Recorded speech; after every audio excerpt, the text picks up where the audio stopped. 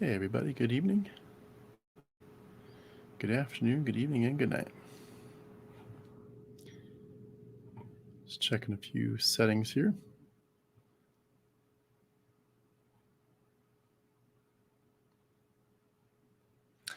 There we go. How's everybody doing? Hope you had a wonderful, wonderful Saturday. And we'll kind of start off slow here, but just wanted to remind you that tonight is an open mic night. Hey, Disillusioned Pony Tricks. I like your handle there. Very nice. It's amazing. Sometimes I kind of try to figure out if I know people based on their handles, and sometimes people's handles are completely separate and different from the way that I know them in a different context. So if anybody has a handle that is like not self-evident, but I know you separately, feel free to let me know. And so tonight's open mic. Just a few quick ground rules. Anybody that wants to come on and proselytize for Jesus, go find another channel. Thank you very much. Anybody that's not affirming, that wants to tear down those in the community that are, from the LGBTQ community. We had one last time that got real close to doing that. Again, take that somewhere else. This is an affirming group, of course, to state the which will be very obvious. And anyone that's going to, just come on and be snarky, feel free to, again, go find somewhere else. I'm sure there's some Christian groups that would love to have you. This is a safe place. This is a safe place for people to talk about what they're going through, what they're learning, just what's on your heart. So I want to give a few quick announcements, as it were, and then we'll get into the hymns and worship songs. No, I'm just kidding. Well, a few quick announcements, and then we'll get into got some thunder going here. You might hear that through my microphone. Thunder starting. But we will share a little bit about what I'm up to, and then we'll see if there's anybody who wants to jump in.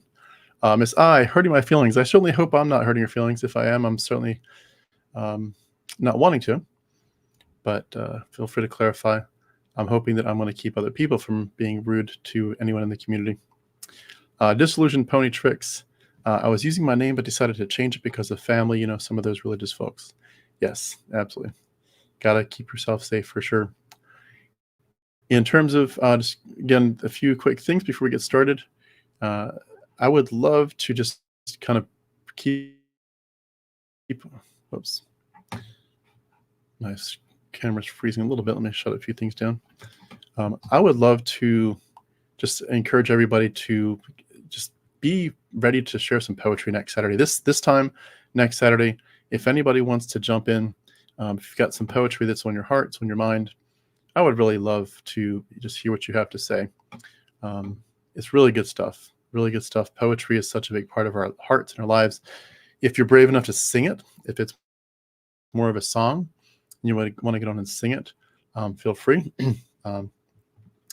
But it's a big deal, and I'd love to just hear what you have to say.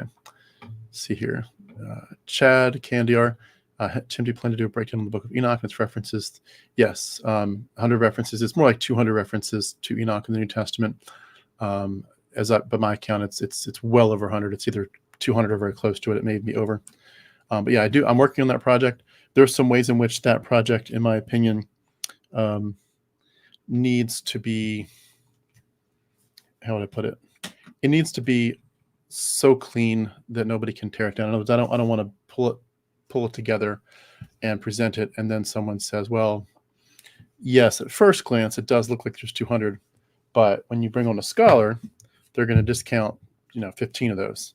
I'd like to know in advance where I'm going to get torn down. So I want to basically I'm working on that slowly but surely, but I'm also going to be soliciting some friends and colleagues and people that are well versed in these kind of things to help me confirm that I'm not missing the boat.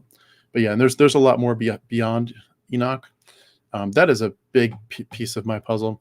I would say a big part of this is that doing that is going to require me to step away, in a sense, from what I'm doing on a regular basis, meaning interviews and live streams, and just kind of be a student again for a while and get things really clean, and then go into presenter mode and create a nice PowerPoint. I've already got a PowerPoint for it, but I would need to really clean it up and make it beautiful. But yeah, once I can get to a point where I'm not as dependent on every live stream and interview just to make ends meet and keep the lights on, where I've got some time where I could say, all right, let's cut back a little bit on some of these, then yeah, absolutely, I'll be doing that. I just being a student doesn't make you money. Doing interviews and live streams does, but as soon as I've got some spare time, it's near and dear to my heart. And honestly, I think in some ways that would be one of the biggest pieces of this channel's main goals, is to just push that one. Like once it's clean, I'm going to push that in about 1,000 different ways. You're going to see that all over the place. You're going to get sick of it. It's going to be such a big deal. It's also going to be a Google Drive document. I mean, it already is, but it's just not public. But it's going to be a Google Drive document that I'm going to share with people. Again, once it's super clean, and it'll be the kind of thing you could go over with me on the video, but then also you can go to the link and download it and share it with people, and so forth. Clasia789 says, good evening, Tim. And just to keep in mind too, as I'm going to read your comments and then go over a few more things, but I'm also interested to see if anybody wants to jump in for 3 to 5 minutes and just kind of share something that's on your heart. Give a testimony of what the Lord has done. Wrong group. Give a testimony of what the Lord has not done in your life, and let's hear from you. What are you learning? How are you healing? How are you reclaiming your autonomy? What's part of your journey? And let's see here. Again, Clasia says, good evening, Tim. Good evening, Clasia.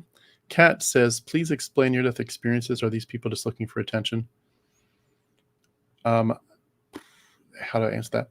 I would say from my vantage point, a couple things. Number one, and I've said this before, and I don't mean to be ignoring the question, but I think it's beyond my pay grade in some ways to act like I'm some kind of, expert on these kind of things, or some kind of subject matter expert that should be listened to.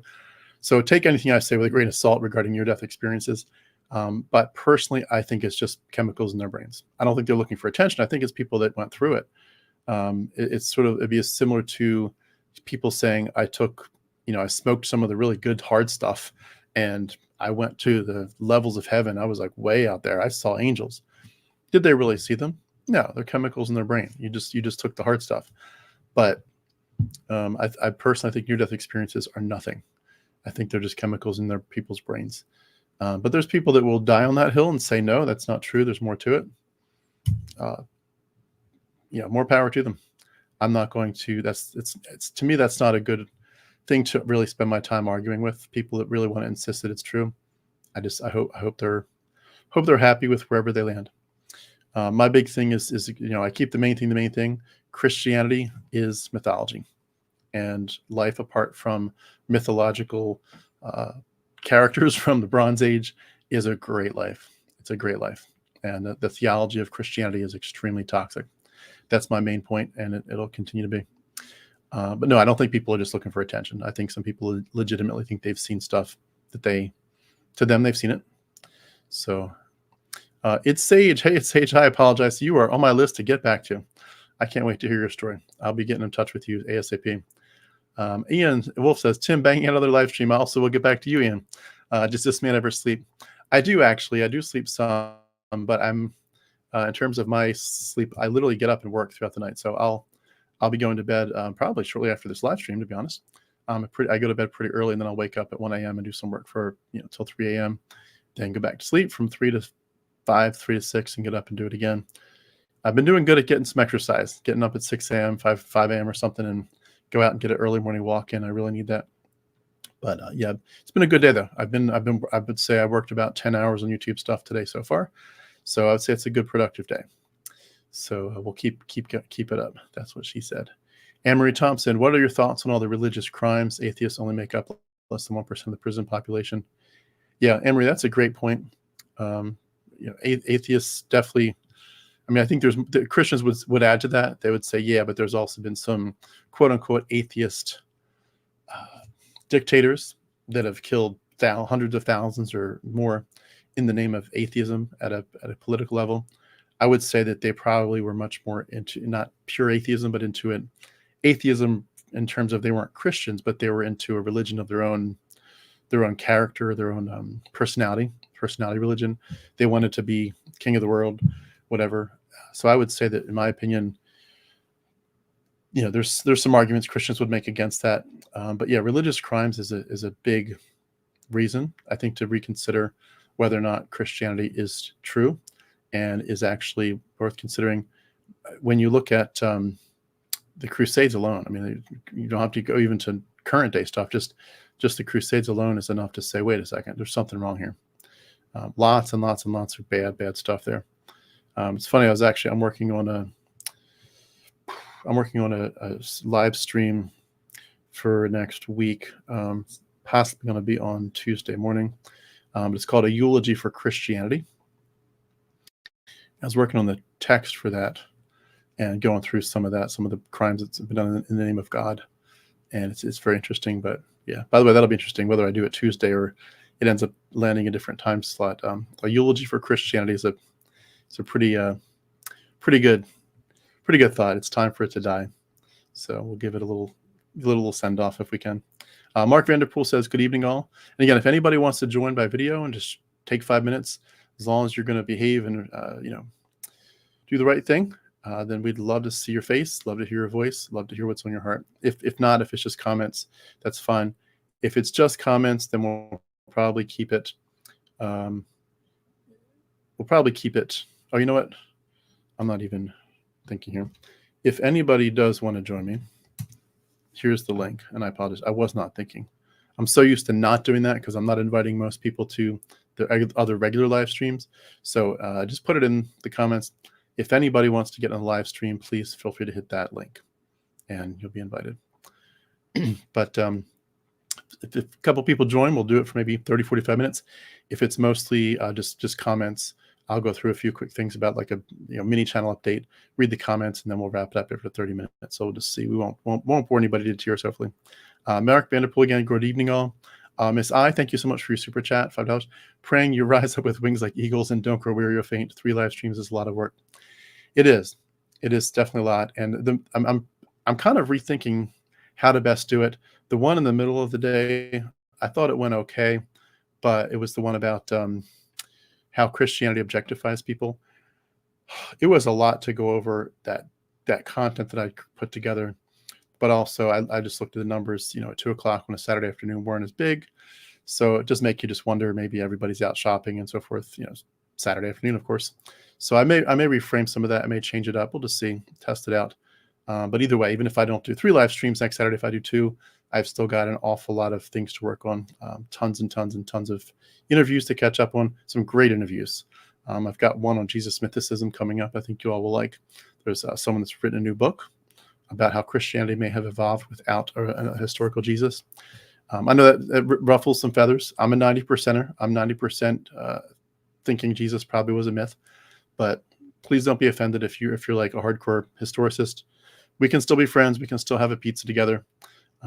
It's just, do not let someone who died either in fiction or in reality, who died 2,000 years ago, determine your friendships. It's not worth losing friendships over whether Jesus was real or not. It really isn't. Please don't even let that be an option for you. There's some arguments and some discussions and back and forth and just animosity in our communities right now that's just beyond sick in terms of, is Roman provenance? Does that have any reality to it? Does mythicism have any reality to it? And if you disagree with me, you're not my friend, you're not welcome on my channel. Please don't do that. We're better than that. Let's be grown-ups about, we're just researching a very old, dead religion. That's all we're doing. And we can walk away at the end of it and say, it might have worked out this way. It might have worked out that way. Who the hell cares? Live your life today. But Miss I, thank you so much. Yeah, 3 live streams is a lot of work. It's pretty cool. Just looking at my calendar real quick. If I do this correctly, if I read this correctly, we'll have done 1, 2, 3, 4, 5, 6, 7, 8 live streams this past week, including this one. So to wrap this week up, so that's pretty cool. I've got 1, 2, 3, 4, 5, 6, 7, 8, 9 scheduled for next week. I'm trying to make, this is it is time for me to shine, in my personal opinion. It's time for me to step up everything I can. I've got a lot of personal reasons to do it. And also I'm seeing a lot of good things. There's been a lot of things in my heart I was sharing earlier in some of the earlier live streams that I've been working on some to-do lists and notes for 5, 6, 7 years. That document is about 1,200 pages long, literally, and all kinds of good ideas. And I'm not saying that to praise myself. Oh, Tim, you're so clever. I'm not. I'm not more clever than anybody else in this room. I'm just saying I've got a ton of ideas, and some of them even are for you. Some of you all in the group have given me ideas. So it's not even my cleverness. It's you all giving me wonderful ideas that I just want to build off of. But I appreciate so much the chance and the opportunity and the honor to be able to say, let's talk about this. But also I'm seeing a need. I'm seeing a need for, the channel's built mostly on these interviews so far, like 4 years worth.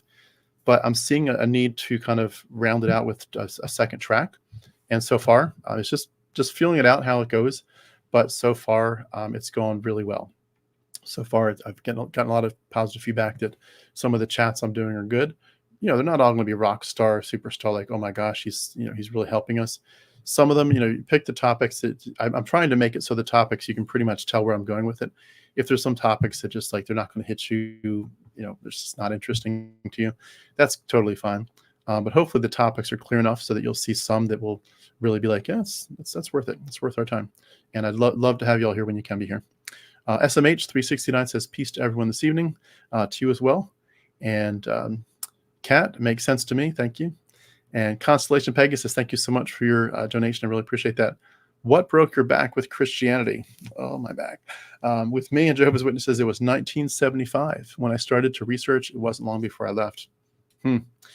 Constellation Pegasus, if you are interested at all in jumping into the live stream at all for 5-7 minutes, we'd love to see you. But if not, until I see that, I will just answer your question. I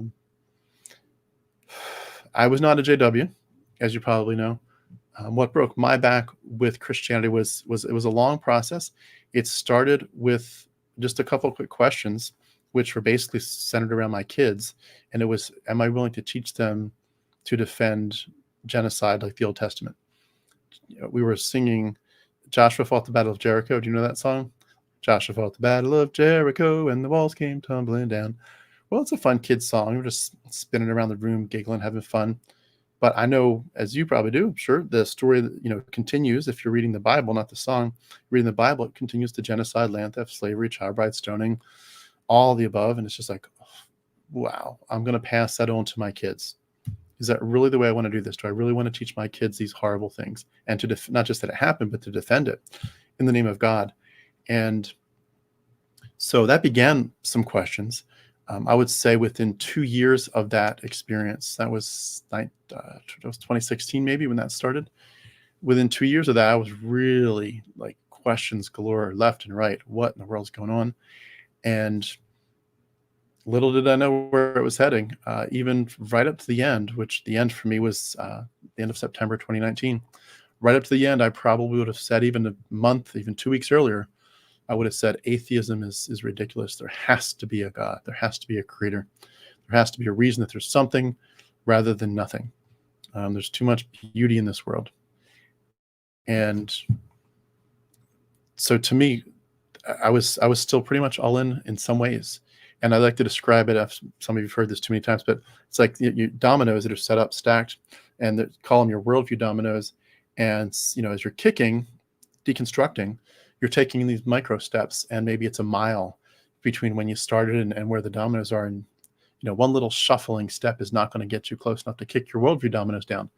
But eventually you take one final step, and it might be even a small step, but it's enough. You a week earlier, you'd bumped up right, your shoes are literally right up against that domino. There's a millimeter space, and you're very precarious. And you take one final step, and bam, they all fall. And it just all fell. My big issue was comparative mythology, realizing that the Gospels and Acts were based heavily on mythology. And of course, that they weren't the only books, that there were other Gospels, other books of Acts. And a big part of it to me too, I know some of you will cringe on this, and I'm sorry to make you cringe. I don't want to. I'm not doing it on purpose. But Astro-theology. I know there's people in our circles that will crucify me for making a big deal of that. I'm working on a project that'll take a while, probably at least a year, but I'm working on a project to expose the astro-theology in the New Testament. I think it's solid. I think it's there. I do think the Bible is based. We know it's based heavily on Old Testament stories. We know it's based heavily on Greek mythology, but I think it's also based on astro-theology. And ironically, the Old Testament stories themselves are based on astro-theology, and Greek mythology is based on astro-theology. So it's like, it's not one or the other. It's those other sources, the Old Testament, the mimesis and all that's happening. Jesus is the new Israel. Jesus is the new King David. Jesus is the new Joshua. He's the new Moses, all this stuff. Those characters are based in large part on astro-theology. Greek mythology is based heavily on astro-theology. And so when you say, well, where did Christianity come from? Did it come from astro-theology? Did it come from the Old Testament? Yes. Did it come from astro-theology or Greek mythology? Yes. They're one and the same. So I'm excited. That to me is besides the Book of Enoch project we talked about a minute ago, that's a big deal. Bill Darlison, The Zodiac and the Gospels, if you've ever seen that one. I think I've got it here. Give me 1 second. I'll get the book. I'll show you.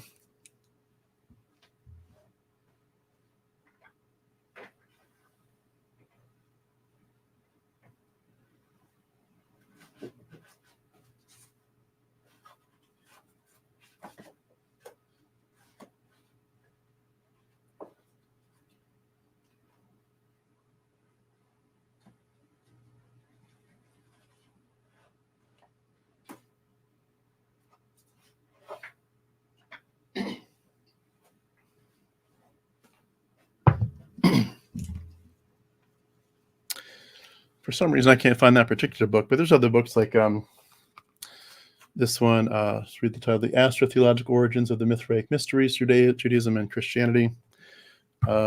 Joseph Seiss, "The Gospel and the Stars." Now, some of these guys are going to argue. This guy might be one of them. That the Gospel and the Stars is not that the Bible is just astro-theology.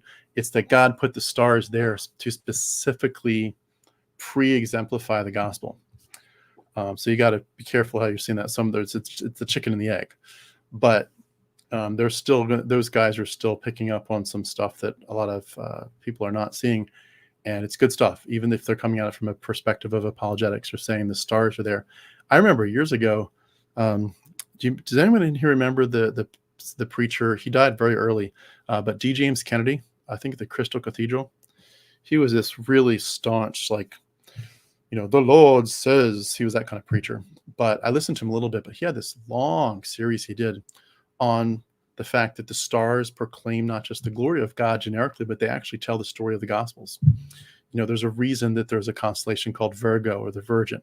There's a reason for this. There's a reason that there's a constellation that looks like a cross. There's a reason there's one that looks like a scorpion. And he went through it all.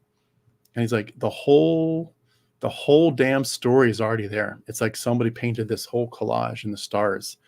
And if you could have understood it, you would have said, wow, there's the whole story. And then it's like as if it's like a precursor.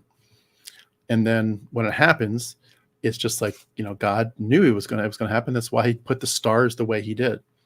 I would say that's pretty cool stuff. It's a pretty cool imagination. It's just you've got the wrong order. The stars were there first. Very random. They didn't have to connect the dots the way they did to say that's a virgin, and that's an Aquarius, the water pitcher man. But they just happened to connect the dots in a certain way. They gave them different identities, and then they made up stories woven right into Hebrew mythology, right into Greek mythology, and just carries right on into Christian mythology, straight up. And so astro-theology, in my opinion, is a much bigger deal, and I'm looking forward to making a strong case for that someday. In the future, how would I drop into your live stream on the Android phone? Ian, the link I put there, I hope you can see it. I put it right after your comment, but you would just click on that, and it should work for you there. So let me put the link in one more time. If anyone can't see that, pop it in so it's fresh. But if anybody does want to join, feel free. I'm going to chat, chat up a few things here for a few more minutes. But if anyone does want to join, we'd love to have you. Again, as long as we have some good behavior. Let's see here. Sorry, I'm excellently scrolled to the bottom. Mark Vanderpool says, I'd be willing to bet that near-death experiences take on very culturally determined garments. Yeah, I would agree with that. I would definitely agree with that. it's hard to say from a else, because again, I haven't researched it too much, but I wouldn't be surprised. He says as well, in Thailand, for instance, near-death experiences frequently feature visions of Yama, the lord of the underworld in Buddhist mythology. Interesting. Did not know that. Yeah, you'd really if it was all only Christians have near-death experiences, you'd have to wonder. It's like, but everyone's having them, and they're all seeing their own God. The God that's in their mind. To me, it's not the best or the only argument out there that this is all made up, but it is certainly an argument that this is just another, like a dreamlike status. It's like there's a reason that when I was a Christian, I wouldn't ever dream of Buddha, but I would dream of Jesus probably in some way. It's because it's in your mind. Mark Vanderpool, I admire how much you put into your channel, Tim. Thank you so much, Mark. I appreciate that. And I think there's going to be a turning point. I've got some really good interviews too. I'm excited. I was just going to plug to someone that just looks like they're going to sign up for an interview. The Cults to Consciousness. If you haven't checked out that YouTube channel, please do check them out. But it sounds like they're possibly going to be doing an interview with me. Very excited to speak with her, and I'll see if it's just her or her husband. But looking forward very much to interviewing them. They're doing great work, and their channel's just exploded. So, and many other good interviews too coming up. Miss Big Up, I just don't have the depths to start a YouTube channel. Definitely not for me. I commend you, Tim. Really hard work you do. Thank you so much. And I'm trying to brainstorm some really cool ways to expand it.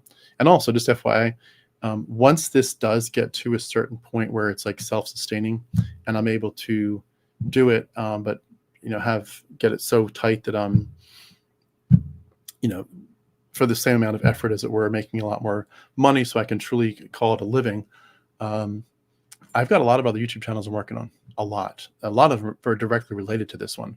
Some related to religious trauma, some just generic affirmations. I've got a lot for kids coming, just some fun stuff, some really fun stuff. Other channels where I'm reading poetry, channels for reading things like Shakespeare and Emily Dickinson, just reading them, and others where it's the same thing but an ASMR. I've got a lot of stuff coming, so I'm excited. But some of those it'll take a while, but stick with me for a year or two. You'll see some of those eventually come on the radar. But the big projects for this channel and just growing it is my big priority first. Jesus Tales says Jesus is a myth. The Gospels are fictions based on prior Jesus Tales. Yeah, agreed. And especially when you start to look at things like the Essene community and the Pythagoreans, you look at the Philo stuff, the Logos. This stuff was. I'm more convinced than ever that this stuff was just in the water. Everybody was talking about these kinds of things. And the fact that there's so many Gospels written from so many different vantage points, if there was one guy who just did amazing things, in my opinion, you wouldn't need to make up all this stuff about him. Oh, he walked on water. Just tell us what he did. He was a really cool itinerant preacher who gave people some really good sermons and made people think twice about, being legalistic versus truly loving Yahweh. Truly loving your neighbor instead of just the letter of the law. If he was just a great preacher, then just say it. But instead, they've got to weave all this extraordinary legend stuff in there, and it changes from gospel to gospel. It smells too much of legend. And it's funny, even the people that are historicists will say, they'll be like, so this story's legendary. This story's clearly mythology. This story's based on Romulus. This story is based on Dionysius. And they'll go through the whole thing, and they'll deconstruct 99% of the Gospels. And it's all clearly mythology and legend. But is Jesus real? Yes. How do you say it? Based on these books I just told you. Well, you just told me 99% of it's mythology. But based on these books, he's historical. I'm like, I don't get it. I don't get it. It doesn't make sense to me. But again, we'll get in. I'll eventually. Mythicism is a lower level project for me. I think Enoch and Astro-theology are pretty high on the scales. Just because I think when I say they're high on the scales for me, it's because I think they'll have the biggest bang for the buck in terms of being able to help us show other people that this book is not what they thought it was. It's the kind of stuff that it made my jaw drop, and I think it'll make other people's jaw drops. But we have to do it in a way that it's on a silver platter. People aren't going to work for it. They're not going to read a book that's 350 pages long. They need it on a silver platter and a PowerPoint that they can clearly look at quickly, to zip, zip, zip. And all of a sudden they've watched, they look through a dozen or so slides and they're addicted. Like, I want to see the rest of the slides in this PowerPoint. This is crazy stuff. How in the world did I not know that this New Testament is quoting Plato? How did I not know that it's quoting Aesop? How did I not know it's quoting all these other things? This is insane. Why didn't people tell me? Enoch, certainly, Jubilees, all kinds of other books that are people just don't know. J-Boss says, yes, Astro-theology clearly shows the Bible is full of astronomical tales. Yeah, absolutely. Constellation Pegasus again. Thank you so much for your support. You know what? I was surprised how many people think the Old Testament Hebrew God was a monster. Didn't see this until research happened. Yeah. And I think that's one of the biggest things that so many of us have been commenting on in the last couple of years that I've been involved in the community, is just seeing that so many people stood back and said, how did I love this guy? This, number one, he's not, Yahweh's not real. He's an evolved literary character. But if he had been real, I wouldn't have wanted him to be real. He's so psychopathic. And I think one of the easiest ways to identify that is just to say, what does Yahweh say? And then put it into a normal context of today. Well, if a man that was, say, proposing to his, soon-to-be fiance, proposing to her the same, and he's using the same verbiage that Yahweh uses for Israel or to the world, and says, hey, sweetie, like, I've loved getting to know you so much, and I'd love to spend my life with you. Please, will you please be my wife? Here's the ring. Let me get down on one knee. And before, as he opens the ring up, and before he pulls it out of the box and says, before I, hear your answer, and before I pull this ring out so I can put it on your finger, just let me add one more clarification. If you don't say yes, I will beat the shit out of you until you're dead. And I will torture the hell out of you. But please love me so much. Like, you're sick. You're really sick. And anybody that would say, oh, what a love story this is, that's sick. But we were in love with this sicko and a psychopath. Yahweh is thankfully not real. You would not want him to be real. It would be a horror movie, beyond horror movies. I mean, you think about some of the worst horror movies that you've seen or heard of, the ones you watched and you think later you shouldn't have watched that. That was really sickening. That's Yahweh. It would be a sick horror movie if you were real. Jesus Tale says, astro-theology is such a common basis, it's hard to find where a new level of direct astro-theology comes in.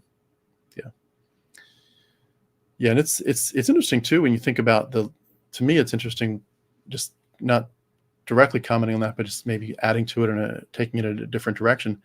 It's interesting how many people aren't talking, and I think they should be talking about the fact that whoever wrote these books, the New Testament, they were very, very, very well read.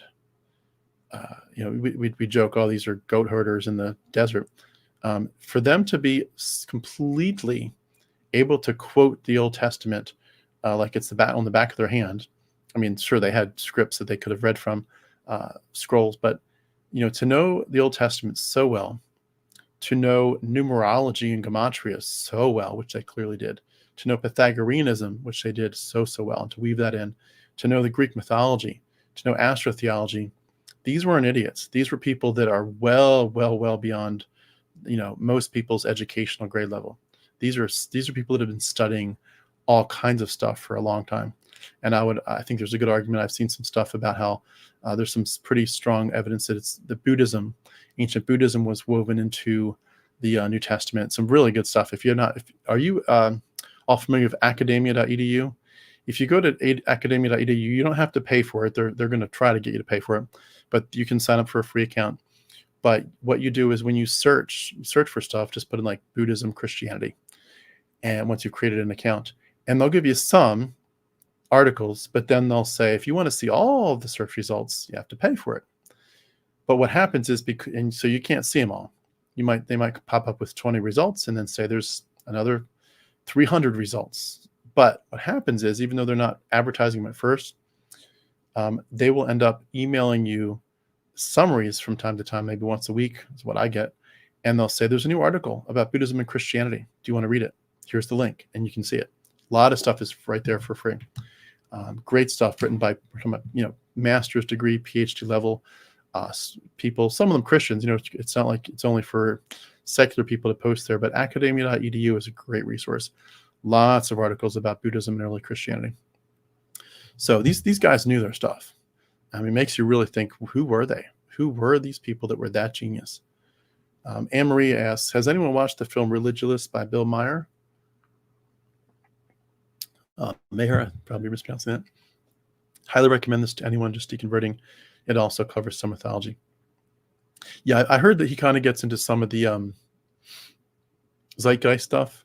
So it's a little bit suspect, but yeah, it's, take everything with a grain of salt. I mean, we should always take everything with a grain of salt, but yeah, if you can ignore the zeitgeisty stuff.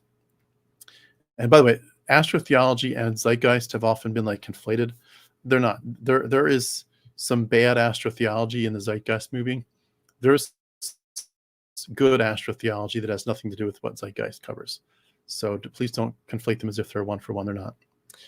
SMH says numbers in astro-theology are big factors. It's just some in the atheist community want to lord it over everyone else. No pun intended. Yeah. It's a couple pieces of a much bigger puzzle. Mark Vanderpool says Constellation Pegasus, several groups of early Christians that came to be called Gnostic, much later in Gnosticism, declared a heresy, of course, regard the God of the Old Testament as a monster. Yeah, that's a good point. And that's a fascinating part of this. Very fascinating how the early Christianity was so different. And I mentioned this in an earlier live stream, but I thought this was interesting. This is not directly related, but just talking about early Christianity. Christians baptized each other naked for hundreds of years. Hundreds of years. They were identifying with Christ. And you can see quotes from church fathers defending, say, this is the reason that we baptize you naked. And then they go on to explain it. Even up to like 400 AD, they were baptized. Imagine if that was what we still did. To get baptized as a Christian, you had to, appear naked in front of your church. Wouldn't that turn some heads? Moon Pearl, that God is such a trickster, planting fossils, putting stars in the sky, stuff like that. Yeah. Isn't that amazing? I've heard Christians too tell me about that whole idea of like, why did God do it this way? Well, he put the stars, gazillion light years away, but he also put the light in between to make it look like it was that far away. It's like, you can't win with these people. You just can't win. Constellation Pegasus, thank you again for your contribution. Really appreciate your donation. I'm a man of science. To me, the texts that prove Noah's flood didn't happen. Human activity kept on going. It's impossible for Judaism and Christianity to overcome that. Yeah.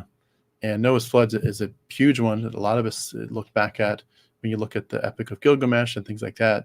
But also just the fact that, if Noah's flood happened and it killed everybody, the Chinese certainly didn't pick that up. Ancient Chinese were there and had their, records, and they didn't pick up on that. So it's fascinating to me how Christians can just ignore some of the most obvious stuff.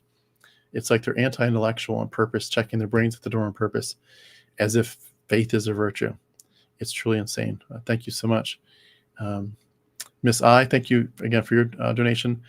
After watching Seeing Through Christianity, I'm very confused about which part of the Bible you find accurate. Seems like they want to question everything. Which part of the Bible, if you're asking me which part I find accurate, I would say almost everything in it is suspect. Now, it doesn't mean that every part of it was just made up out of thin air. When they say the name Capernaum and Jerusalem, those are obviously real towns, right? When they mention different things, they're not making up every last piece of every last part of it, but they're taking things that people would know and recognize. They're going to mention Caesar, they're going to mention Pilate. These are real historical people, but they're making it up. It'd be like, making up a story about, some of the people that we see in politics and in sports, making up a completely different story. It doesn't mean those people don't exist. We know they're real, but if you make up a story with them that's different, that's what they're doing. I'm sure some of it was real, and I know this is also going to make some of you, shake your head, but I'll say it anyway. I do think that Ralph Ellis is on to something accurate when he's basically saying that some of this stuff is just misplaced in time. In other words, when you say the Exodus didn't happen, because we know when the Exodus would have, according to the timing of the Exodus, we know when we would have needed to look for them, like when would it have happened? And when you look at that era, these things didn't happen. It doesn't line up. But if you look in a different era, there's different clues. it's like they basically switched the time frames. And they've even argued that for the Gospels. It looks, there's evidence. The Talmud says, I think Jesus was a lot earlier. There's other things that say Jesus was later. But I think there's these time shifts that are occurring that are quite mysterious. I mean, it's really quite mysterious. When you look at it, you say, why are they taking something that did happen, radically shifting the time to say it happened, but it happened 100 years earlier or 100 years later than it really did? And then they're shifting some of the stories involved. And it's like, why? Like, who are you trying to protect? But it does seem like a lot of them are doing that. They're shifting the time frames of when things happened. It's hard to wrap my mind around some of it, to be honest, but it is interesting. If you're asking me again, what do I find accurate? I hold all of it as suspect. But I would say if you shift your question just a little bit and say, is there anything in the Bible that's worth reading? I would say it's more just the general morality that you sometimes get. And I don't mean overall, I just mean in specific little instances. A gentle answer turns away wrath. Sure. There's times to turn the other cheek. Even like Ecclesiastes, there's a season for everything. A time to be born, a time to die. Some of that philosophy can be very powerful. Different ways, 1 Corinthians 13, the love chapter. Love endures all things, believes all things. There's a lot of ideas you can take out of it. Ironically, a lot of the good ideas that you can take out of it are themselves borrowed from other Greek philosophers, so you could get at other spots too. But in terms of like narratives, this person did this at this time, I would put everything on a questionable basis myself. Especially since we don't know who originally wrote it, and we don't know which ones for sure were, like when we say Paul was a real guy, if he assume he was, which ones did he really write? And also, we don't know the chain of custody. How do we know that people who had these books didn't edit them before the early copy that we got? We got a copy that, say there's a book that we can tell, or at least we think, that the earliest copy that we have, maybe from the 200 AD, we can kind of date some things, and we say probably this copy of this book that was from 200 AD was like the original copy that first started it, and then the scribes copied it since then. But our earliest surviving copy is 200 AD.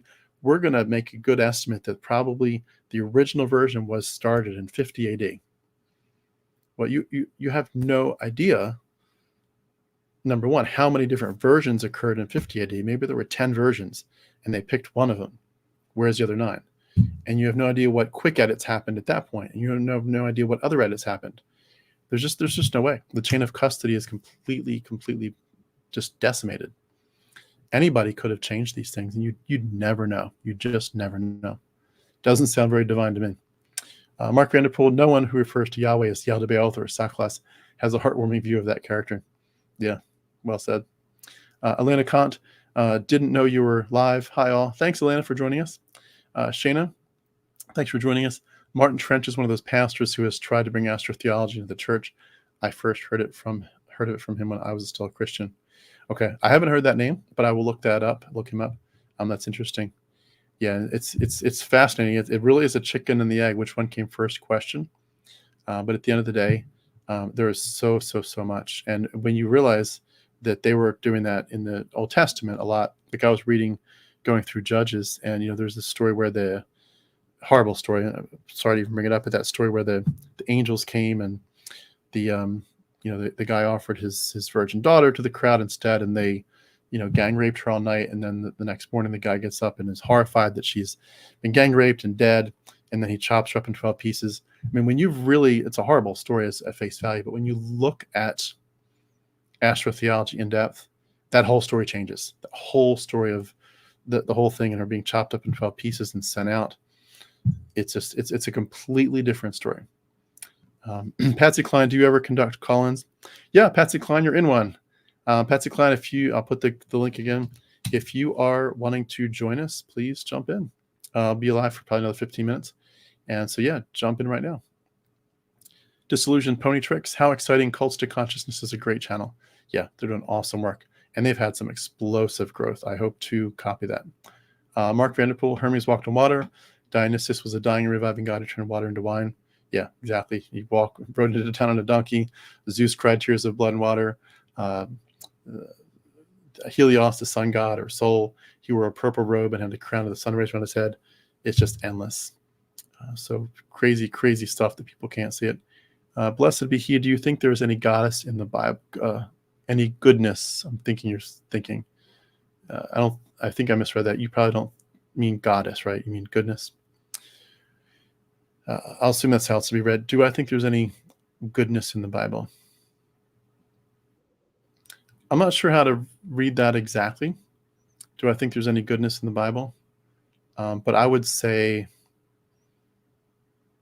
it is a book that has been used for so many sick purposes in our world history that it's not worth trying to glean goodness. You can get goodness from so many other places. It'd be like saying if there was, let's say there was an old medicine that every once in a while you get a story where it really, really, really helps somebody get better. And you're like, but a lot of people, it makes them really sick and even kills them. Like, but every 1 in 1,000, that medicine is just like, for some reason, it works with their DNA, their genes really well. And that one weird medicine that's killing a whole bunch of people, it does great for that one person. But there's a bunch of other medicines that they could take anyway that help everybody, that don't kill anybody. It's like, well, why do we need to use that medicine then? We've got other alternatives that are so much better. And the danger to so many people is real. So just scrap it. I don't have any, I'm in the Bible all the time. I'm in it, reading it, I'm memorizing it just because of what I do. But if it weren't for what I do, no, to keep it simple, it's an ancient book of people who wanted to take some really interesting stories and use them to control people, to dominate, to arguably take a lot of their money and their land, take their women, and defend themselves for being horrific, psychopaths and narcissists, and somehow get everybody to blame it on their God. It's just sick stuff. There's not enough goodness in there to make it worth your time. Moon Pearl, I don't know if there is goodness, but there is goddess. Yeah, I like that. There certainly is goddess. There certainly is Asherah, and there's even stuff like when you look at, again, I was in Judges. Then we look at Deborah. Deborah was, connected to one of the goddesses, the Greek goddesses. So yeah, there's all kinds of ways in which that's very, very true. Blessed be he. Do you think we all have his light and life within us, but some of us have just forgotten? The fact that your handle is blessed be he, and you're asking that, makes me think that you are a troll. And so if I'm going to read a few more comments, but probably we're going to say goodbye to you. But thank you for playing. You are the weakest link. Goodbye. Mark Vanderpool, Stockholm Syndrome. Yeah, Stockholm Syndrome is a big part of this. Dissolution Pony Tricks.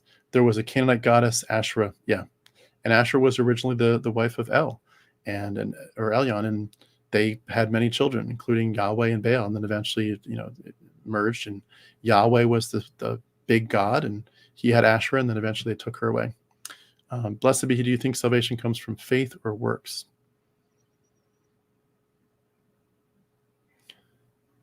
Give me 1 second. I just want to read anything else from Blessed be he. Just 1 second.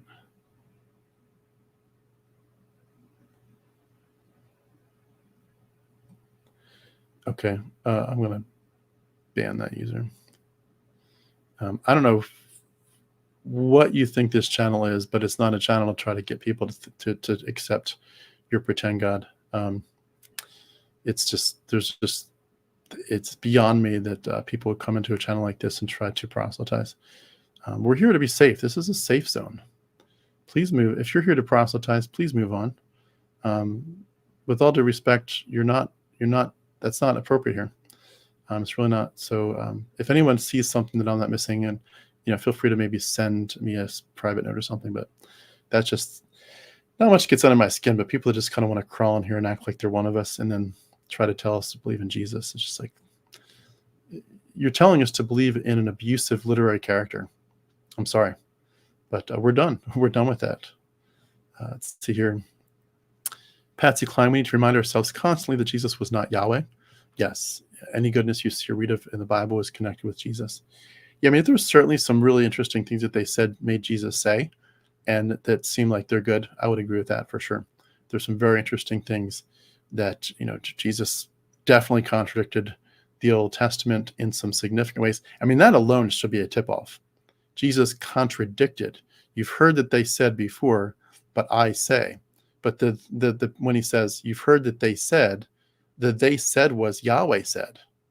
So it's like he's saying, you've heard Yahweh say, but I say. And they sometimes phrase it like, you've heard Moses said, but I say this. Well, Moses was just quoting Yahweh.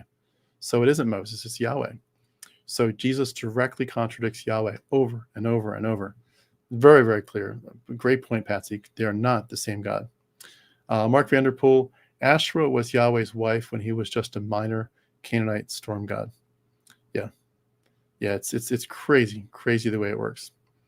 And that's a fascinating study, just trying to figure out Yahweh's origins and evolution. Let's see here. Moon Pearl, I was just reading The Hebrew Goddess by Raphael Patai. I've not heard of that book. I'll write that down to look it up. Thank you for letting me know. Art 88 is, if there's no transcendent self or a soul, and we are only material bodies, and our mind is an epiphenomenon of matter, we have no free will outside of the mechanistic, deterministic universe. It's more than I'm going to comment on in the next 30 seconds. That's a big one, a huge one. But I think at first glance, if I understand correctly, I think I'd agree with some or all of that. I don't know that it's a deterministic universe, but I would say that free will in many ways is an illusion. But yeah, I think I'd have to dissect that more to understand your point. But yeah, I'm for the sake of time, I'll leave it there. I'm not going to get to the point of trying to act like I'm as deep maybe as you were. You sound like you've done some deep thinking on that. I've done something thinking on it, but I don't want to act like I've gone as deep as you. You're probably gone a mile deep, and I've gone about 1.5 feet deep on that one. But it's on my list to get to. But again, I've got some pretty interesting priorities. My priorities are heavily on Enoch and Astro-theology, and then just the Greco-Roman mystery cults. If I have time after that, I'll get to some other things. But Art continues, but this is counterintuitive to our everyday experience. Agreed. Let's see here. That's my issue with hardcore atheism. Art, if you have time to reach out to me separately, either email harmonicatheist@yahoo.com or on Facebook. My handle is @harmonictim. Please feel free to give me some more details. I'll see if I can answer that. I'm not sure when you say that's your issue with hardcore atheism, if you're saying it as if you're a Christian, or you're just saying you're more of an agnostic versus atheist. I guess I'm a hardcore atheist. I'm a nihilist. I don't think there's a God. I don't think there's a creator, but at least not the way we describe it in the Bible and in religious topics. But anyway, let me know what you mean there so I can interact better with you. I don't want to put words in your mouth. SMH says, I gave my mom a birthday card with a Bible verse in it, even though I don't believe in it anymore, but I just stay balanced nowadays and don't push my beliefs on others. Yeah, it's not a bad idea. If you know that that's going to put a smile on their face, absolutely, for sure. Let's see here. Jesus Tales, referring to blessed be he who's now been blocked. Why did Constantine build a victory arch to Sol Invictus if he was what you would consider a Christian? Yeah. Jesus was absolutely a sun god. I'm sorry, I'm not trying to sound zeitgeisty. I'm not saying it the same way as Zeitgeist did, but Jesus absolutely was a sun god. That is, I don't see how people can see that that's crystal clear. He was absolutely a sun god. I mean, even just the purple robe and crown of thorns alone should tell you they're rewriting him as a sun god. There's a lot more than that, but just saying. Move in Silence says Yahweh is still a D-list god with a hell of an ad campaign. Yeah, good way to put it. Brent Seth says Christianity, like psychics, horoscopes, gets props when they get something right, but also gets a free pass for everything they get wrong. That's a great point, Brent. Thank you for bringing that up. Great point. We touched on something related to that with prayer earlier. When was that? Yesterday, maybe? Just, with the selective perceptions. When prayer works, praise the Lord. I was feeling bad. I had a headache. I prayed. My headache's gone. God did it. Okay, the next day I've got a headache again. I pray. Oh, I guess it was God's will that I don't get better today. He wanted to keep me in bed all day because I'm feeling sick, but he's probably protecting me from a car accident. Praise the Lord for that.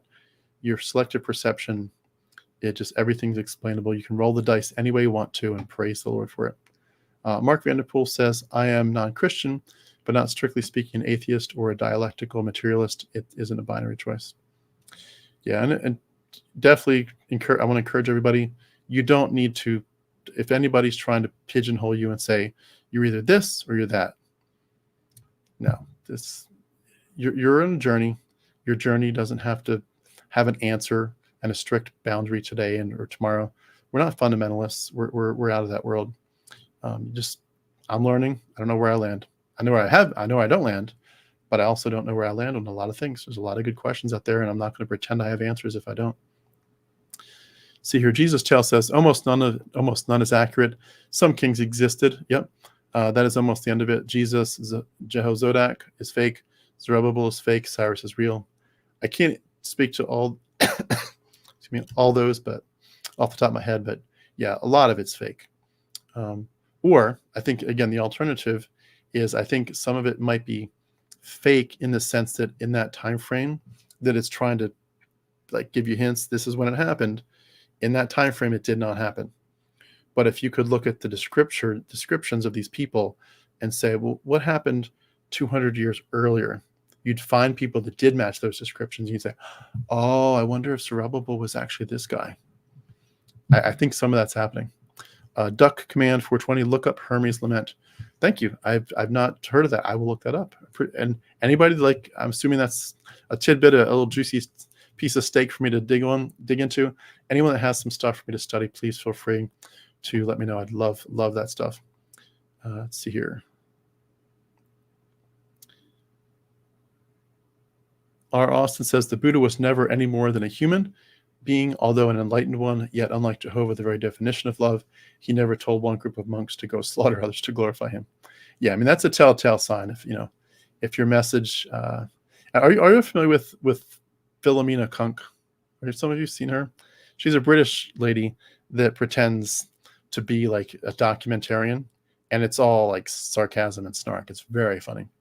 But she has this one clip where she talks about how the early Christians became so convinced of the message of love, and they're like, this message became so core to their doctrines, so core to their community, that they had to go slaughter anybody that disagreed with them. It's hysterical. Philomena Kunk, if you don't know her stuff, she is off the charts hilarious. And she was also in Ricky Gervais's British story about the guy that lost his wife. But she plays a different character there. But in her Philomena Kunk, I don't know her real name, but whoever plays Philomena Kunk, she's hysterical. She keeps a straight face. She can tell the silliest things, and she keeps a straight face as if it's a news. She's a news reporter. She does a great job. She was so well cast. Jesus' Tale says Christianity dominates the time span from the fall of the Roman Republic to the rise of modern democracies. Think about that. Yeah, and that's sick. And it could happen, keep on going for another few hundred years, theoretically. Hopefully not, but we'll never know. Art88 says, atheism in Plato's Philebus is the denial of metaphysical principles behind physical reality. If atheists want to stick with this definition, they have to deny truth, logic, and numbers and formulas. Gotcha. It's beyond my pay grade to pick that up and dissect it that quickly, but I'll take your word for it and think about it. Get back to you, perhaps. Ways to Human says, and even the versions before that were only orally passed and not written. Yeah, there's a lot of that seems to have most likely happened. A lot of stories that were going around. I find it interesting to think about too, the fact, some people have argued that the Gospels may have originally been plays, just plays. Imagine if that was, Shakespeare from 30 AD. The Shakespeare of 30 AD just kicked it off, and his competitor said, I like your story, but I'm going to do a better job at it. And it's fine. And someone else did it. And before long, you've got 4 Gospels, and they're just 4 buddies in a bar in Judea or in, who knows where. And maybe one of the ancient library cities, and just like, let's keep this going. And before long, you got 60 Gospels, and somebody takes it way too seriously and says, this is actually real. I think this is real. it changed my life. So it must be real. I had a vision. And all of a sudden, everyone's like, what the hell are you talking about? These are stage plays. It's like, no, this God's real. It's like, he's not. I made him up. I literally made him up. No, he's real. It's crazy to think about what could have happened. The Rabid Atheist. Hey, good to see you. We know absolutely the whole Bible has been edited. The chain of custody is also very shaky. Yeah, pretty much almost non-existent. Derek Cruz. Hi, Tim. Hey, Derek. Great to see you.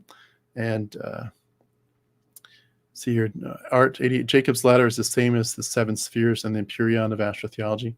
Interesting. I will put that down in my notes to be reading once I'm back in the Astro-theology frame of mind. See here.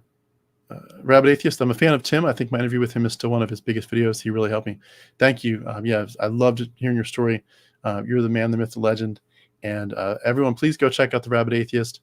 You did a great job with your interview, and your channel's awesome. He has some great work. Please go like and subscribe. Check out his awesome work. Please build his channel up quickly. He's a colleague. He's a fellow minister of mine in the gospel of getting away from the gospel. The gospel, the good news that there is no good news. I'm sorry to say. There's no good news, but there's also no bad news. There's no news at all. It's just fake news. Jesus isn't real. Duck Command 420, Jesus quotes the Lament of Hermes when the disciples ask about the end. Interesting. Thank you so much for letting me know. That's great information. Duck Command, Tim is great. Thank you. Thank you. I appreciate the encouragement. And I'll just put that back where you all keep me going. It is such an honor and a privilege to be both interacting with people, like in the comments, but also it's a privilege to be able to host this great interviews I do. I'm just blown away by some of the stories and the privilege it is to be hosting and being the person that gets to ask the questions. 99% of the time, sometimes I have a co-host, but 99% of the time it's me. And wow, it feels like an honor beyond an honor. Blown away at the chance to hear people's stories and also to be part of people's healing. Some people, I don't think the person that I'm going to mention here would mind my saying this, because it's no one knows him. But I had one interview that went on for hours, and it's not public. It's probably never going to be public. After it was done, he decided that he just didn't want to. It was just too intense. There were a lot of tears throughout it. It went on, if I remember correctly, for about 4 hours. It was a big interview, and I would say a good 45 minutes of it were tears. And it's too intense, too many things exposed about family of origins, etc. That he just felt like I just can't. Please don't make it public. So, absolutely, it's your interview. I'll never make someone's interview public that doesn't want it public. That's a given. But so it's pretty much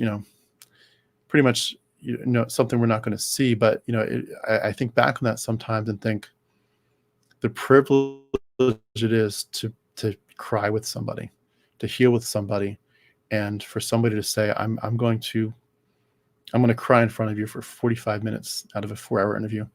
That was a life-changing experience for me. I wish I could share the interview with you, but still it was a life-changing experience. And I have other times when people get choked up, and we sometimes we cut stuff out if it gets too intense, or we take a break. But there's some stuff that's happened where I get teary-eyed from it.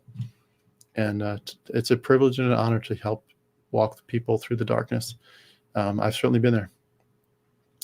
So, Ways to Human says, I always say you could likely find good sentences in Hitler's Mein Kampf. It doesn't make the book good. Yeah, same with the Bible. Exactly. I've never, of course, read that, but I would say there's probably something in there that's relatively normal or benign. I would guess you're correct. And assuming that's the case, then yeah, that doesn't make the book good by any stretch. Constellation Pegasus, 1914, 1925, 1975, overlapping generation. Yeah, the JW, Jesus is coming back. The failed Armageddon dates, Watchtower is pathetic. Can't even get Armageddon in the right century correct. It's sad. Many Jehovah's Witnesses don't know about it. Yeah, absolutely agreed 100%. And by the way, with Constellation Pegasus, I don't know if you have seen it, but I'm just looking back at my channel for a second here. And there was a recent interview by a couple was in the JWs for it was Noel and Rick Ross. It was published back on August 9th. If you haven't seen that before, you might find it interesting. It's not too long of an interview, but they did a great job sharing their story, and they talked about some of that, how it just eventually just like this is ridiculous. Let's see here. Constellation Pegasus, I love seeing trolls get axed. Yeah, you do sometimes wonder like what their goal is, but at the end of the day too, it's like who even cares? Let's just get back to being honest that this stuff doesn't make sense. I get so many comments, by the way, and I block them. I know some channels have like a policy like I don't block unless someone's like you drop an F-bomb or something, but I'm not block. I'm not gonna block people. I have a different perspective on that. My perspective is I want this to be a safe place. The problem is, I will admit, and you all may have seen this, I get notifications in YouTube Studio when there's a new comment, but I don't get notifications when somebody's simply replying to an existing comment. So say somebody puts a normal comment, hey Tim, this was a helpful interview, thanks so much, have a great day. I'm not going to block that, obviously. It's just a nice little generic comment. Someone else comes on and replies to that and says, Satan's using Tim. Tim's of the devil. He's doing this by the power of Beelzebub. I don't see that. I'd have to go through like over and over and over and over and over to see where these comments are they're not hidden to me, but it's just I have to work to go find them. I just don't have a way. So if you ever see somebody that's trolling, but they're probably in the replies, feel free to let me know. I'll try to find it and block them. But if it's first level, it's just like the fool said in his heart there was no God, and that's their first comment of it all. I can see that and block it.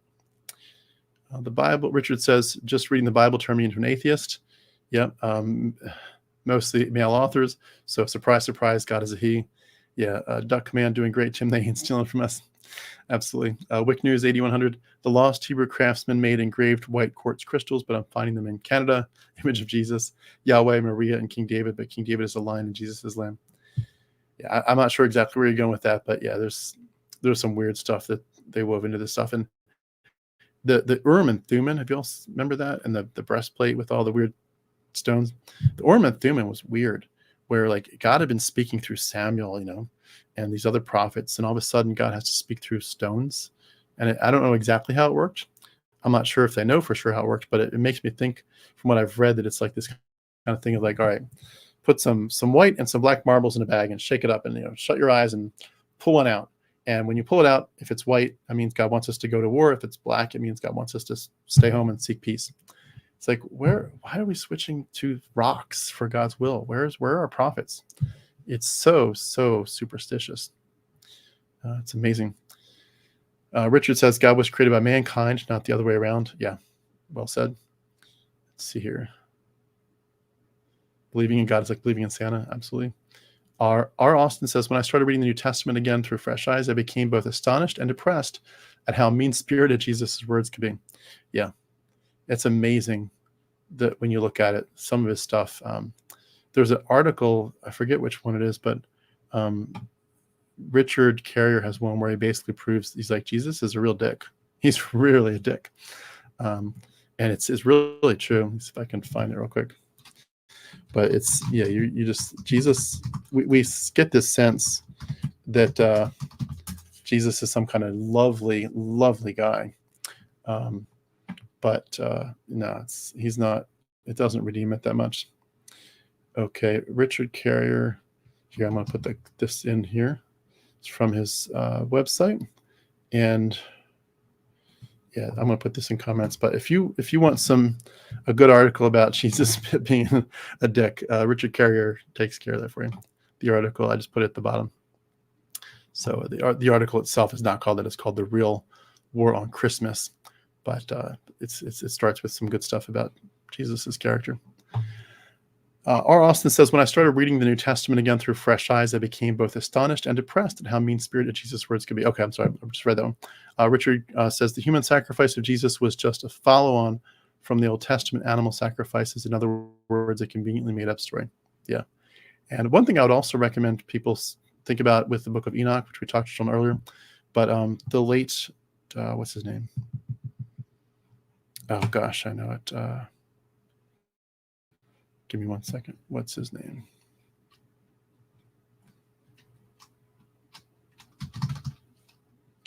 Reversing Herman. Who wrote that? I know his name. Michael Heiser. Ugh. I know that name like the back of my hand. Michael Heiser, the late Michael Heiser, unfortunately, he was a Christian. He never escaped, which is sad, but he talks a lot about how the New Testament is reversing the book of Enoch.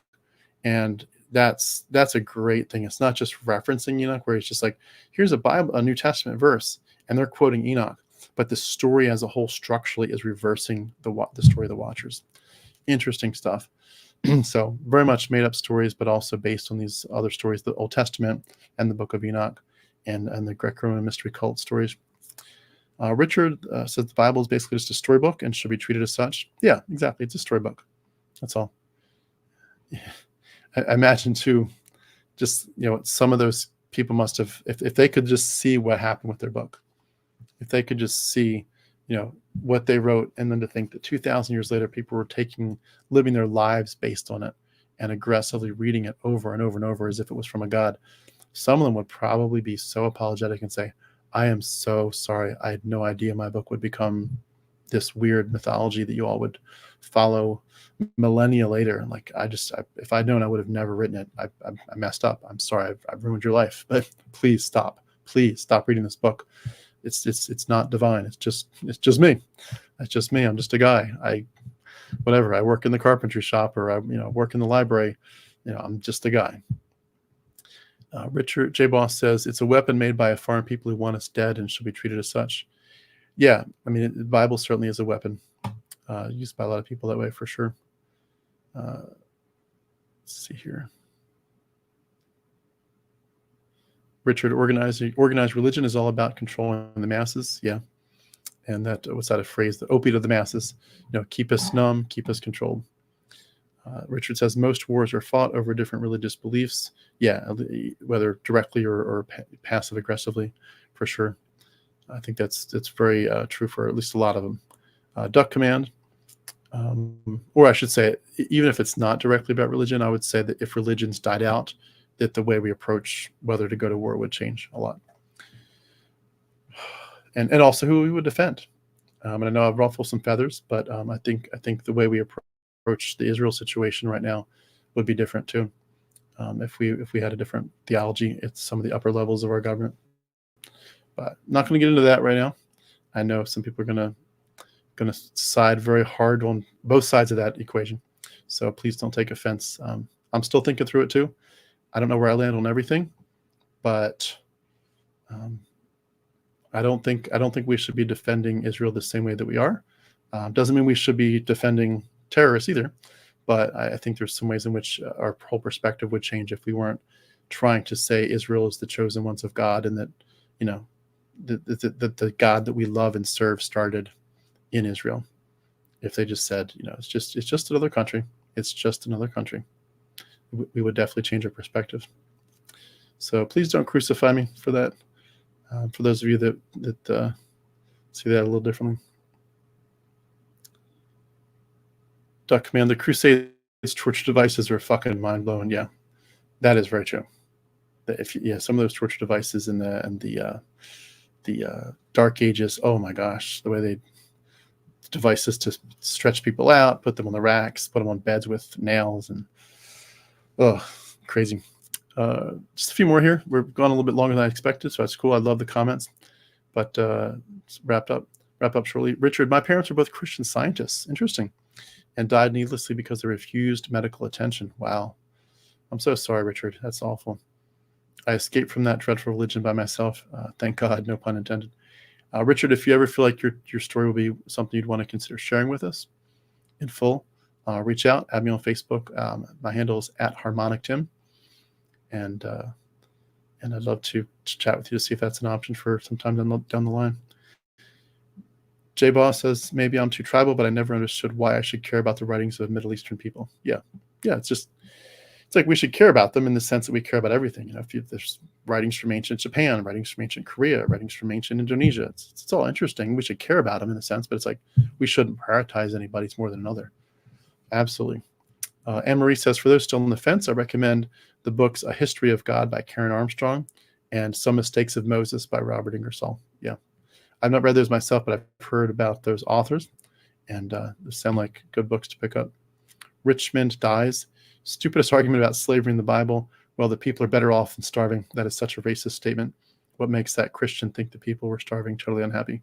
Yeah, and there are ironically Christians today who Reconstructionists like Doug Wilson, who will publicly come out and say that slaves in this country had it so good, and that that there was nothing wrong with that situation, that the slavery, the antebellum slavery, was not a bad thing. It was a very good thing for black people to be slaves of white people at that time. I mean, you just think, how in the world can you all say this stuff?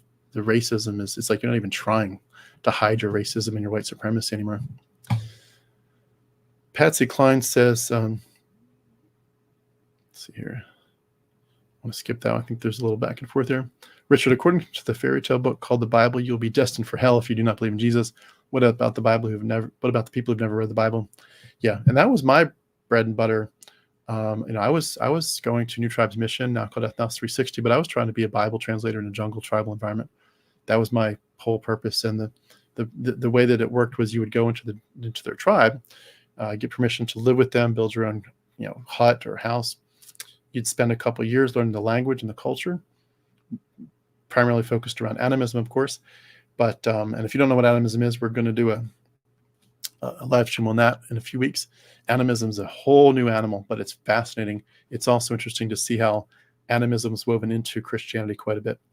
But yes, for the people who've never read the Bible, there's all those interpretations of some of them are just going to go straight to hell, and some of them are going to have a chance in the afterlife, and others God's just going to judge them based on the light you've got.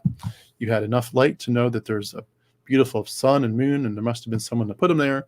If you at least acknowledge the Creator in some way, He's probably going to give you the kindness and the generosity to let you in some way, or at least to judge you fairly. Will not to judge the earth. You're right. Duck Command, that's great. No news. Yeah, the good news is there's no news. The Mythic Life. Hey, Tim from Kristen. Thank you so much, Kristen, for joining us. Kristen is one of my fellow mythicists. We love what you do, Kristen. You're awesome. We've got an interview from Kristen earlier on the channel as well. So go check that out if you want to. Kristen did a great job. But Kristen, if you haven't been with us, I was just telling people earlier, I'm a 90%er. I'm a 90% mythicist. I've got a lot of things to study though, but cool stuff. Richard says, watching from Australia, 10 a.m. Wow. Okay. Thanks, Richard. Appreciate that very much. I just interviewed someone from Australia the other day. Do you all know David McDonald, Deep Drinks, the Deep Drinks podcast, his YouTube channel? I just interviewed him the other day. So it was like we interviewed at 7 p.m. and it was his like 9 a.m. or something. But yeah, we did that. It'll be edited in a few more days. Richard, keep up the good work, Tim. Thank you so much, Richard. I'm going to wrap up here in about 2 minutes, just so you all know. And Mark says, processing through religious trauma syndrome is the heavy life for a great many people. Yeah, it is. It's a hard thing to go through, especially when Christians are berating you for it. Sorry, he said, clarifies heavy lift for a great many people. Yeah. Brent Seth says, religious abuse is real and too often gets ignored and justified as a personal right. I still have plenty of scars. Yeah, absolutely. Shayna, a clip of Philomena Kunk. Shayna, are you asking if I can post one? I probably can try to find one. Give me 1 second. Let me see if I can find the one I'm actually thinking of. Sorry, I'm just going to look away for 1 second here, but Philomena Kunk and the one I was thinking of. What was the one I was thinking of?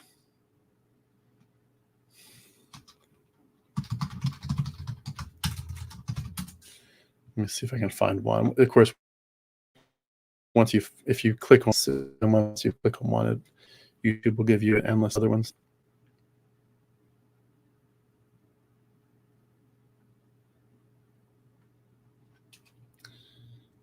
Okay, I couldn't find the one I was looking for, but if you just YouTube Philomena Kunk, that's you can YouTube it or look it up on Facebook, where they're going to talk about Jesus, and it's pretty funny. So I'm sorry, Shane, I don't have one readily available. Richard, where is Tim broadcasting from? I am just north. I am broadcasting from just north of Atlanta, a little town called Alpharetta, Georgia. So very, very quaint town. I enjoy living here. So I'm in the South. The Rabid Atheist, I have the same problem with comments as you do, Tim. Let me know when you come up with a solution that works for all situations. I'll try my best for sure. I just do what I can, but it could be a full-time job just to moderate comments. Mark Vanderpool says the magic 8-ball hadn't been invented yet. LOL. Yeah, exactly. 22 Abel Velo. When Jonah fled on a boat, they cast lots to see who was at fault for the storm. Yeah, and Jonah is absolutely astro-theology. If you all haven't looked at that one, that's a great one to start with. Jonah is absolutely astro-theology. One of the interesting things that when you really dive into it too, it's fascinating, is astro-theology isn't just in the Bible. If you look at the story of Snow White and the Seven Dwarves, that is heavy astro-theology. Whoever wrote that whoever wrote the script for that story, they knew astro-theology very well. That's a great one for astro-theology in the current day. Let's see here. The Mythic Life, thank you so much for your donation. I really appreciate that. Kristen says, sending best wishes. Keep up all of your excellent work. Thank you so much. I really appreciate your help so much. R. Austin says, thank you so much for the article about Jesus by Richard Carrier. I've been trying to find more information about Jesus and his anger. Thank you for being such a great resource. Thank you so much. Yeah, Richard Carrier, I highly recommend. Sign up for his blog. You'll get, it'll email you whenever there's a new article. You can just, I think if you go to his blog, after you're on there for like a minute, it just pops up and says, hey, do you want to subscribe? So you get more every time there's a new article. I see an email every single time something new pops up, but just go through his blog. Great stuff. Richard Carrier is a wealth of knowledge. High marks in regard and respect for him. He was a big part of my deconversion. I actually got the honor, to say this real quick. I got the honor to spend Thanksgiving with him this past Thanksgiving. He used to live somewhere else further away, but he moved about an hour away from where I live. And he was very, very generous and so kind to invite me over to spend Thanksgiving dinner with him and his wife and his father. And what a privilege beyond privileges. I hope very much that I can get together with him some more before either one of us moves somewhere further away. But he's doing great work. And again, keep in mind, just because you don't agree with everybody doesn't mean you can't still say they're doing great work. There's people doing awesome work. There's people that are going to offend you in different ways. There's people that are going to say things you disagree with. But you can still say, I can take what you can from all these people. We're looking at them in terms of their scholarship for the most part. Try to leave anything else to the side and just say, my goal is not to judge everybody, but if you're a scholar and you've done the hard work, I'd love to just learn from you, even from people that have other things that are issues in your mind. So let's see here. Mark Vanderpool says, any chosen people mythology is inherently toxic. The Rabid Atheist, thanks for all you do, Tim. I enjoy your work. It's very powerful. Thank you so much. Likewise, again, if anyone is joining late here, go check out the Rabid Atheist, like and subscribe. That's RABYD, the Rabid Atheist. And SMH 369, I was just listening to Ingersoll audiobook last night. Yeah, absolutely. And I love too the what was it? The Alan Watts. Have you all ever seen the Alan Watts one? If they made it all up. Let me just pop this link in. It's fascinating stuff. If anyone has not seen that, I think it's just audio. But anyway, Alan Watts has done some great stuff too. Let's see here. Oh, Shannon, you posted already. I'm sorry, I must have missed it, but hopefully everyone else clicked on it. I will go back and click on it after the live stream's over in a minute. But thank you so much. Yeah, Philomena Kunk is hysterical. I almost have to not click on her stuff because once you click on one, you want to watch another 10 of them. And Duckman says, I blame Paula White and Kenny Copeland for all the American problems. Yeah, exactly. Well, everyone, Mark Vanderpool says one more thing. Not far from you, Tim. Okay. Well, Mark, feel free to reach out on Facebook at Harmonic Tim. If you're close enough to get together or something, feel free. By the way, I should note this. I am hopefully the next month or two at the latest, I am going to take my initial first steps to start an early version of, for lack of a better term in branding yet, Atheist Church. I'm not going to call it that, of course. I don't want to use the word church, but atheist community, whatever. I am going to start a local community here. It's going to just meet in my home at first. If it takes off, we'll eventually find a place to rent. But I look forward to that very much, inviting people to get together in person and say, like, we're not all alone.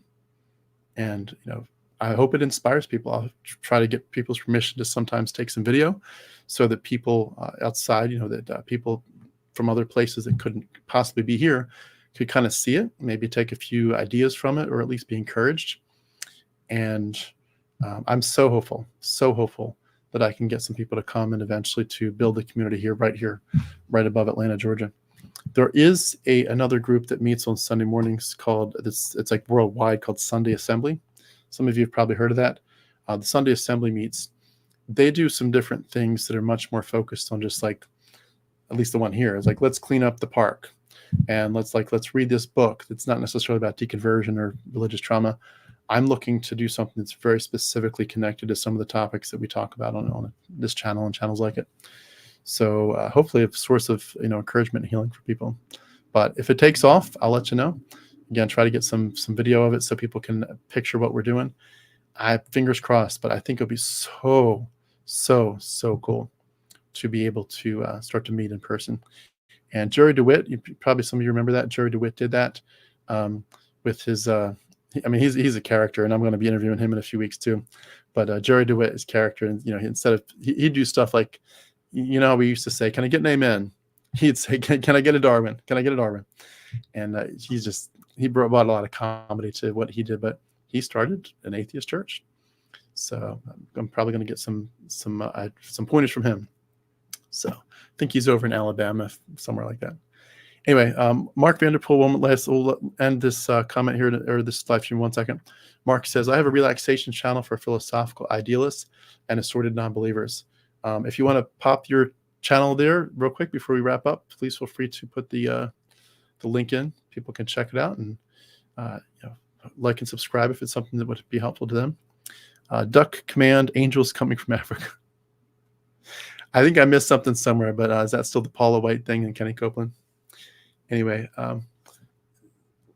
yeah, I'm going to let you all just chit chat about that one. But thank you all so much. Even when I end the stream, it still lets you comment here. So please feel free to keep making comments if you want to. At least as far as I can tell, I think it lets you keep making comments and see each other's comments. But thank you all so much. You all are awesome. So appreciate your support. If anyone wants to support me, it's in different ways than the live stream. All the other ways are listed in the description beneath my the video, the text down there. But I appreciate you so much. You all are awesome. And sorry we didn't get anybody to come on live here, but this time next week we're going to hopefully have a poetry slam. So please do be prepared to come on video. This isn't just audio. I want you to come on video and read your poetry, introduce yourself, tell us, how long ago you deconverted, give us a quick, 30-second overview, and then read some poetry. And then we will, we'll give a, little silence let it impact us, little applause from me, and then we'll, have you slip out, and the next person will come and share their poetry. But I'm really hoping that at least 10 to 15 of you will be willing to share your poetry. I can't imagine that some of you haven't been through so much that the poetry is almost, it's like you just can't not bring out the emotion of it all. So Mark shared his link, so please check that out if you'd like to, about his relaxation channel. And last one, Disillusioned Pony Trick says, thanks, Tim. Appreciate what you do. Thank you as well. Thank you for being a part of this. Love y'all. Have a great night's sleep, and talk to you soon. I do have tomorrow, I've got a live stream again tomorrow morning. If anyone that can join us, it's going to be an interesting one. 9 a.m. How Worldviews Get Shaped and Changed. And that's going back to, I wrote the text for that when I was a Christian, and I'm going to be sharing it with you. My goal at that point was to help people to shape worldviews towards Jesus, but I'm going to take some of that and share it with you, but that'll be interesting. And yeah, I'll definitely look up Hermes Lament and maybe bring that into one of the live streams to talk about. Thank you so much, Duck Command. Anyway, thanks again. Love you all. Have a great night.